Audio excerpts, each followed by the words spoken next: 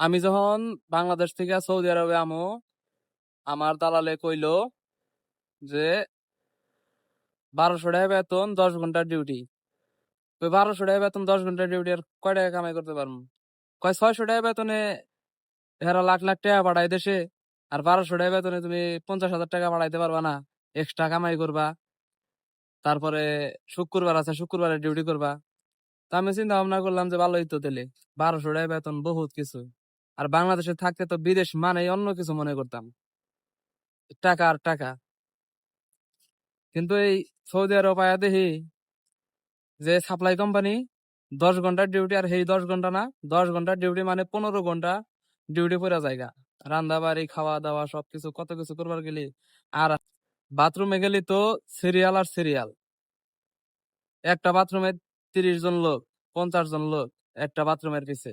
এ বাথরুমে গোসল করতে আপনার আধা ঘন্টা 1 ঘন্টা চলে যায়। তাহলে আর ওখানে বাইরে ডিউটি করবো কি, কি দেয়া কি করবো? এইরকম পরিস্থিতিতে আছিলাম।